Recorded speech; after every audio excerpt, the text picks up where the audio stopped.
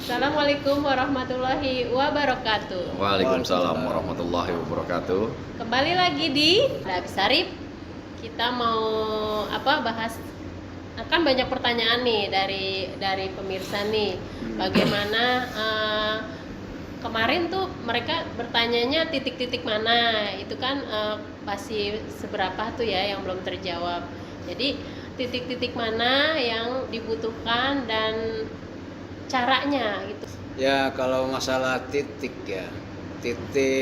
masalah titik ejakulasi dini atau titik pengobatan lainnya dengan teknik pijat itu bervariasi ya. Bervariasi artinya setiap orang berbeda pendapatnya. Ada yang di titik sini, ada yang bilang ada yang di titik sini. Nah kita tergantung keyakinan kita di mana titiknya. Walaupun secara ilmiahnya tepat di situ, nah, tapi ada kadang yang suka melenceng ke sana, karena dari kebiasaan dia mengobatin di situ. Nah, jadi kita kadang-kadang nggak profesional, nggak sama gitu loh. Artinya setiap pengobat itu mempunyai keyakinan berbeda, keyakinan sendiri-sendiri dalam hal titik. Misalnya kalau saya titiknya pijat itu di kaki, di antara jempol, di antara mata kaki dan dekat dengkul dan di titik paha. Nah, itu efektif untuk melemas syahwat. Kemudian kita juga pakai titik di antara pinggul, bokong. Itu titik efektif salah satunya. Iya, jadi setiap orang yang mengalami keluhan itu jadi tanpa titik pun, dengan pijat sembrono pun, artinya pijat kampung yang nggak pakai titik, itu pengaruhnya luar biasa. Tanya kan Pak Abi tadi bilang titik-titik itu nggak mesti ya. Kadang-kadang pijat sembrono bisa sembuh.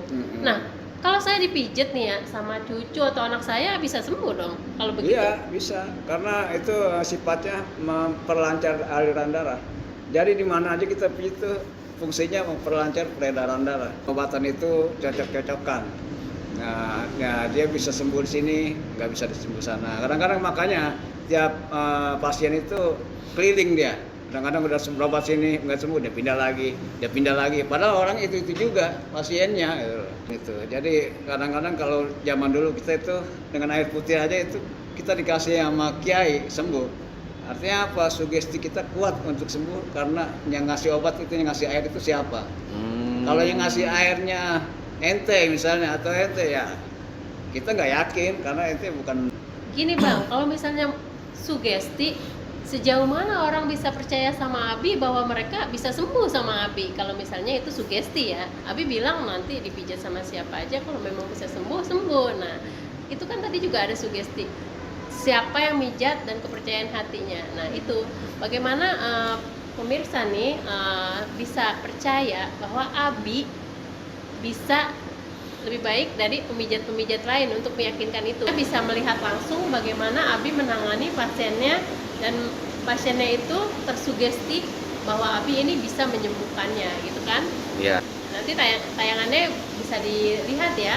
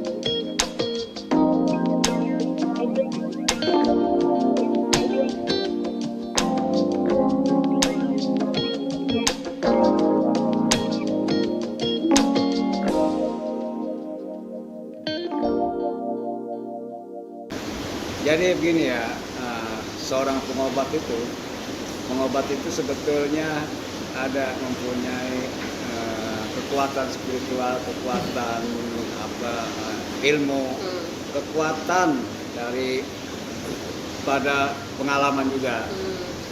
Jadi kalau pengobat itu hanya pengobatan abal-abal ibaratnya ya, abal-abal hanya sekedar untuk cari uang, untuk sekedar cari nafkah. Nah itu sebetulnya dilarang dalam hal agama.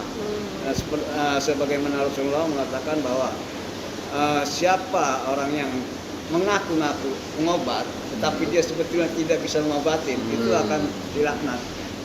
Nah, jadi ini ada suatu perjalanan seorang pengobat tuh ada. Jadi nggak mungkin seorang tahu jadi pengobat, enggak. Dia melalui tirakat, melalui ilmu, melalui belajar. Jadi nggak sembarang orang langsung jadi pengobat.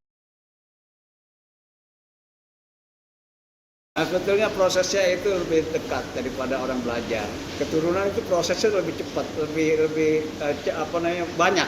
Karena setiap dia pulang dia sering ngobatin bapaknya. Gitu. Praktek langsung ya. Langsung. Cuma dia nggak belajar gitu. Banyak itu orang yang keturunan pengobat. Karena prosesnya dia lebih tahu tiap hari. Cuma dia nggak belajar langsung. Oh iya begitu bapak saya ngobatin.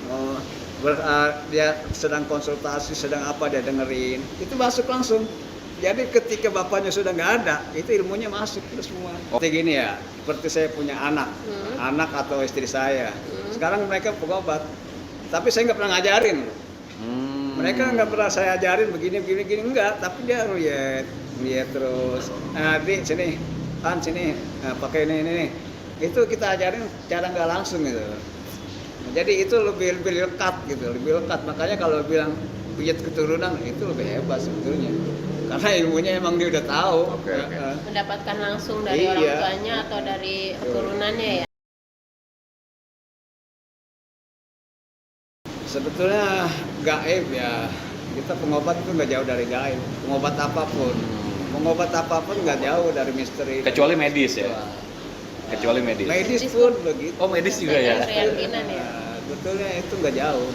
Tapi kita lebih memakai logika gitu loh. Sementara mistis spiritualnya itu dikurangin. Jadi kita harus memahami bahwa semua yang kita ketahui tentang pengobatan itu nggak jauh dari spiritual. Karena yang menyembuhkan itu kan Allah. Itu kan spiritual paling tinggi. Oh kan, iya. gitu. Jadi dalam konteks seperti itu ya. Maksudnya ikhtiar gitu ya. Itu kalau dia keluhannya ringan bisa langsung. Tapi kalau keluhannya ya berat ya kagak bisa. Pakai proses juga. Tergantung keluhan. Ya kalau kita lihat dari pengalaman ya, dari jam terbang saya dari 2009 ya sampai sekarang, itu jam terbang saya. Jam terbang saya itu rapat. Artinya nggak pernah ada celah untuk nggak ada pasien gitu. Jadi kita mempelajari pasien itu sifatnya pengen cepat sembuh, instan gitu ya. Instan. Setiap pasien itu mintanya. Padahal dalam penyembuhan itu ada proses. Karena setiap sesuatu itu ada proses. Nggak mungkin sesuatu itu langsung kecuali masak Indomie kan proses juga. Masak mie instan ya? Iya, mie instan tapi proses juga. Iya, tetap ada proses. Ada proses. Jadi nggak salah kalau pasien itu minta cepat, instan langsung bisa, nggak bisa. Ada prosesnya. Bisa baik kemampuannya itu kan, penyakitnya berat, ringan kan. Waktu pertama kali dipegang orang ini, pasien ini, abang sudah tahu nggak ini dia nih berat, harus beberapa kali treatment. Dan yang ini ringan, harus sekali aja udah tahu. Itu bisa kebaca nggak? Bisa. Gitu. Kalau pengobat pasti bisa. Gitu ya. Nah, kalau nggak bisa itu bukan pengobat namanya. Gitu ya. Jadi kita lihat dari kaki itu kita sudah baca nih, ini punya darah tinggi, dia punya diabetes, dia punya penyakit kolesterol, itu kita udah baca. Oh gitu. Makanya kita bilang wah ini ente punya diabetes nih. Iya. Jadi untuk sementara ini nggak bisa dipijat, kita pakai terapi lain supaya lebih efektif penyembuhannya. Nah, terus misalnya nih kolesterol atau darah tinggi, ya kita dalam hal pemijatan itu harus Nah. bukan nggak mampu, kurang efektif. Kurang efektif ya berarti. Artinya gini, kalau kita pijat itu kan cuma memperlancar darah. Oh. Sementara darah ini harus keluar, harus dibuang. Nah, ada solusinya dengan bekal, Rapilintah atau Pastu. Pokoknya darah itu harus keluar. Berarti sepaket dong. saling Lebih saling tepatnya. keterkaitan. Berarti di ABI ini orang tidak hanya pijat kalau misalnya dia punya komplikasi penyakit lain kan. Betul.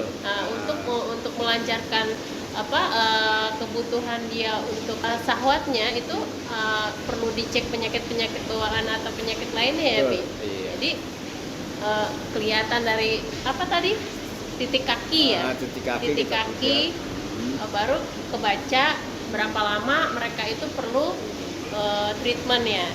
Terus yang saya mau tanya, ini kalau perempuan sama Abi juga apa enggak nih? Kalau perempuan itu biasanya jarang yang lemas sahwat. Oh gitu ya. Nggak ada yang lemas sahwat. Berarti kalau perempuan tuh nggak ada keluhan ya? Perempuan itu biasanya hernia, Oh, turun boro hernia. ada, turun boro. Itu saya juga yang nanganin, cuman Betul. malah dengan izin suaminya untuk melihat, Hmm. untuk menyaksikan bahwa kita kerja untuk penyembuhan. Ini kalau pijat itu kan dia nggak yakin sama yang lain misalnya. Dia yakinnya dia walaupun dia lain jenis karena yakinnya sama saya, ya udah. Nah, jadi kita profesional aja sebagai Profesional, pijat, ya. sebagai pengobat. Berarti pasien itu laki-laki atau pasien itu perempuan bisa ditangani sama Abi, cuman dengan izin dan kontrol suami atau orang terdekatnya, Betul. gitu ya, Bi. Nah. Tadi kan dibilang ada yang bilang bagaimana Abi itu mengenalkan pijat apa di kaki aja atau bagian-bagian apa yang kan perempuan itu riskan ya kalau dipijat bagian-bagian lain. Kalau kaki mungkin ya nggak jadi masalah, kalau misal punggung atau apa itu riskan, apa di Ya, situ juga. kalau tergantung keluhan, biasanya keluhan kalau turun boro kita titiknya cuma satu, artinya cuma di paha, di bokong, udah itu aja. Oh, gitu. Jadi nggak kemana-mana. Nah, itu nggak ada fungsinya kita kemana-mana. Iya. Jadi perempuan itu nggak ada ya yang penyakit Lemah sahwat. lemah sahwat ya? Enggak. Selama ini nggak ada ya? Ada juga kalau perempuan yang udah nggak ini lagi. Menopause. Oh, menopause Kalau itu kalau menopause itu kan belum tentu lemah sahwat. Iya. Gitu ya? Iya. Kalau setahu saya kalau menopause itu dia sudah tidak mengalami menstruasi, tapi kalau misalnya lemah sahwat atau apa itu tidak Iya. berhubungan. Kalau masalah biaya itu ya, saya ambil umumnya aja sekian gitu ya. Disebut nggak nih? Oh, nggak usah. Nanti. Jadi misalnya kalau ada pasien saya yang nggak mampu, terus benar-benar nggak mampu, itu saya gratis. Oh gitu. Gratis. Dan Oke, harus ya. catat ya. Berarti yang- Cuma jangan ada pura-pura nggak tapi mampu. jangan pura-pura nggak Iya. mampu. Jadi banyak ya, saya pengalaman saya tuh ada pasien laki-laki datang nggak punya pas, saya nggak punya uang, saya mau bekam, ya udah saya bekam. Bukan masalah kita cari biaya, cari duit kan ya. Nah itu salah satu solusi untuk mereka yang tidak mampu. Nah kita bantu dengan pengobatan kita. Itu mungkin balik lagi ke tadi ya Bi ya, kalau yang ngobatin itu cari uang aja atau apa aja itu malah dosa ya jatuhnya. Jadi kalau misal membantu, menolong atau memberikan solusi bagi orang yang membutuhkan itu maksudnya memang dianjurkan Ya, dalam makanya agama kan ya. tadi saya bilang Nabi itu sabda seorang pengobat tuh udah ada ininya, jalannya. Nggak bisa orang biasa mengaku pengobat, karena itu mereka prinsipnya udah pasti nyari duit. Nah, jadi udah sifatnya membohongin. Nah itu Bang, mau yang mana, dipijat, dibekam atau gimana? Ini kalau lihat wajahnya aja kelihatan nggak Pak? Kalau lihat kaki kan bisa, kalau lihat wajah aja bisa nggak itu? Nih seseorang nih punya penyakit ini, punya penyakit itu. iya. Kalau Pakai aura ya. ya itu betulnya kalau saya pribadi itu udah biasa, ngecek orang dari jauh udah biasa. Oh gitu ya. Melihat muka, melihat gitu. ini tampangnya udah tahu. Jadi saya nggak punya alat, Oh, gitu. nggak punya alat seperti Detektor ya. deteksi darah. Saya nggak punya, karena saya nggak yakin. Pernah saya punya dulu, tapi melengsot terus. Jadi feeling itu yang feeling bikin. itu feeling lebih kuat. Hmm. Karena itu kita jadi kebiasaan kita.